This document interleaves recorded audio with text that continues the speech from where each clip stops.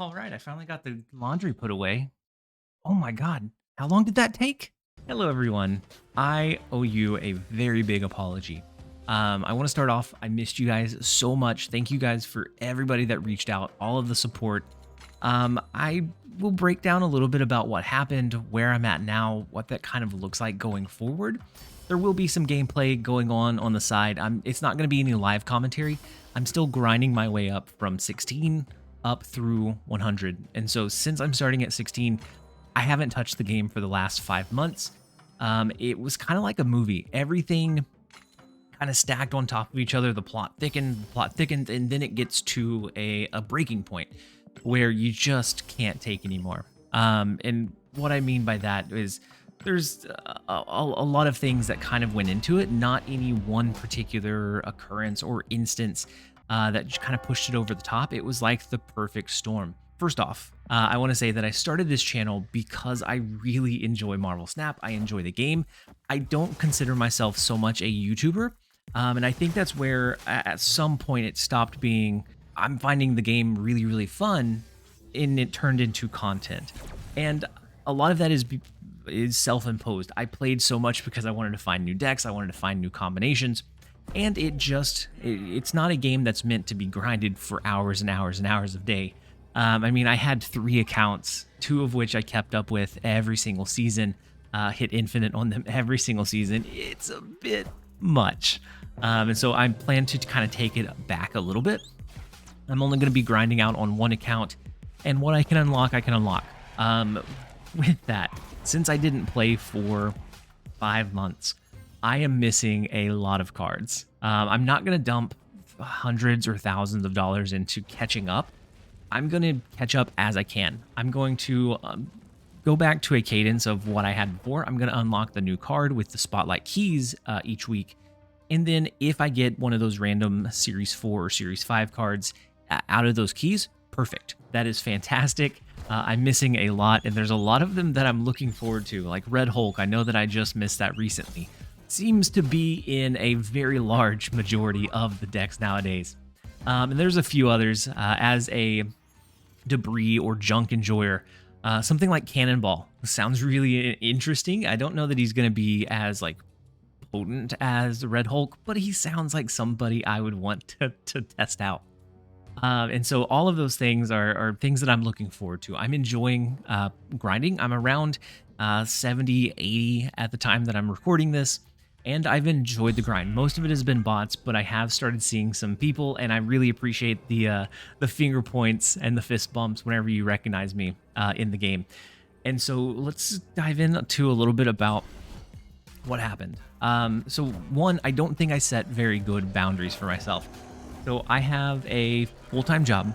I have a family, and in the evenings, I'm very much, my time is very much dedicated towards them. And I am very rarely on my phone while I have my daughter. My daughter just recently turned 3. And these are the years that are like crucial in that development. And I love seeing her grow. I love being involved in that. And to a point, whenever I was worried about putting out a video every single day, or if I wanted to go on a vacation, I had to prep ahead of time or take my setup with me, and it just felt like I was never truly present in those moments. Again, self-imposed, nothing to do with the game. As far as the game goes, it feels in an okay spot. It is a little intimidating coming back, not having as many cards. I do like that they added the undo turn lock button. So if you make a mistake, or if somebody ropes you and then snaps at the very end, you can change your play. Really, really enjoy that. Enjoy the different emotes that are there. I was really surprised that nothing dropped down from Series 4 to Series 3. But it's not anything that's game breaking. I don't think any of those cards are absolutely necessary. Definitely not to hit infinite, maybe for grinding towards the top end of the leaderboards, but definitely not to hit infinite, and definitely not to play and have viable, fun decks. And so it is kind of, since I took a break, the small things that happen frequently aren't really as frustrating. And some of those things, when you play games so much more than it's meant to be played, some of those things come through as like frustrating pieces, and that's not my style. I enjoy the game. I enjoy getting surprised by a deck. I enjoy seeing somebody's combination that I didn't anticipate. One of the best things that I like about Marvel Snap is getting surprised by something that the opponent cooked up, because then I can kind of take it, tweak it, try to make it my own, and just kind of grow off of those things that you see in the game. One of my favorite aspects, and that's what I'm at now, because there's a lot of cards that I don't have, I haven't seen before, and some of them I still don't know what they do. And so it's all going to be a learning curve to get back to the point that I was. It is going to be infinite gameplay or conquest mode, but to get to the point where I could pretty much anticipate every single play that an opponent was doing, it's going to take a little while. But that being said, let's go back to kind of the crescendo of things, where things started going wrong. I felt like I was never truly present in anything because I was pulled in so many different directions. I wasn't just burning the candle on both ends, I was burning it on both ends and in the middle at the same time, and it just wasn't something that I could hold on to. And I mentioned that I don't consider myself a YouTuber. I consider myself somebody that enjoys the game and wants to share those experiences. And with that, at a certain point, it turns into playing the YouTube game. Like the algorithm and seeing other people do something more successfully than you. And it becomes this like strife of trying to compete with everybody else. And that's not what I got into it for. That's not what I started creating videos for, and that's not what I want to focus on. It just slowly shifted that way because I am so data and numbers driven. It kind of shifted that way slowly but surely, and then it was a very big focal point. And I don't want that to be the case anymore. So I'm going to make sure that I kind of take a step back and focus more on what I enjoy, and that's playing the game and interacting with you guys. So aside from feeling like it was playing the YouTube game instead of Marvel Snap, another piece, someone on my very small team, I have a team of 5 at my full-time job. One of the full-time analysts took a different job, they quit, and that put an extra workload on me and the other few members of the team to make sure that there wasn't any gaps in reporting or responsibilities. And so that took an extra toll as well, taking away that extra little bit of time that I already didn't have and I was already burning from all of the ends. And then the last thing, and this is something that's pretty difficult for me to share, I'm usually very much on the positive side, the silver linings. But while making content, my dad was one of my biggest supporters.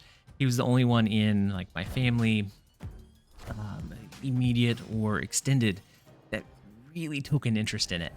And he was very excited. We talked all the time. And then shortly after Thanksgiving in 2022, he passed away very suddenly. And I mentioned it briefly in the videos, and then I continued to make content. I didn't ever take the time to really grieve. I didn't take the downtime to really process and get over those stages that I needed to be able to work through. And so it was like I kept myself incredibly busy so that I didn't have to feel those things. And first off, if anybody else is going through anything like that, if you need an ear, make sure that you have somebody. You can always send me a message. I want you to be able to feel like you're heard and that somebody understands. And so when he passed away, it was very sudden. It was self-inflicted. And so it was very much pushed to the back of my mind. And I kept myself busy and I drowned myself and I really dove into content and the game and really focusing on all of those things. And whenever it kind of hit that crescendo, it was just after the year anniversary of his passing. Work got extra busy, my family got sick, and I just shut down. It wasn't anything that any particular person did. I just got so overwhelmed with everything. I couldn't focus on anything. So email responses, keeping up with the kind of business back end side of the channel. I couldn't bring myself to do even small tasks that I needed to do, and it just became overwhelming. It felt like the list was just consistent and always there, and I didn't know how to handle it. I didn't know how to offload some of that. And so that's really probably the biggest piece. I'm sure a bit can be contributed to burnout from just pushing and grinding it so hard, but I think I pushed and grinded it so hard because I was trying to push off other things. And so with the difficult stuff out of the way, where do we go from there? What does that look like? I don't think I can keep up with a daily occurrence. I don't know that there is enough content or change in the game to really do daily videos. You start rehashing a lot of the same ideas, and I want to make sure that the stuff that I provide to you guys are good quality decks and are good quality builds. And so right now, my goal is 3 times a week. I want to make sure that I have plenty of downtime, but I also want to cover things like new cards, new patches, and just different builds that I've been tinkering with. And a cadence of 3 a week gives me time to actually enjoy those builds rather than finding a good build, testing it, and then immediately creating a video and putting it on the side and then working on something else. So I'll be able to focus on what I enjoy about those decks and really get a full feeling of it without having to dedicate all my time throughout the day to doing the testing, because I like to test the decks thoroughly before I recommend them, because I want to make sure that they can hold up against pretty much anything that's going to be out there. And if not, I want that to be transparent, that it's more of a fun build and you shouldn't expect to hit top 100 on the leaderboard. You should be able to play it, do decently, but it might take more RNG than other builds. And so I'm going to take the weekend to continue to grind up my account from 80 to 100 and then experiment. Figure out what I'm enjoying, see what the meta looks like, see what the games look like, and then start looking at getting a deck or a build for you guys after the weekend. But I did want to get something and some kind of explanation out to you guys. I appreciate your patience. I appreciate all of your understanding, all of your kind words. They have really helped more than I could really express. And it's one of the biggest reasons why I want to come back. I miss you guys. I miss seeing you guys in the game and interacting with you guys in the comments. And so we're going to go ahead and wrap up here.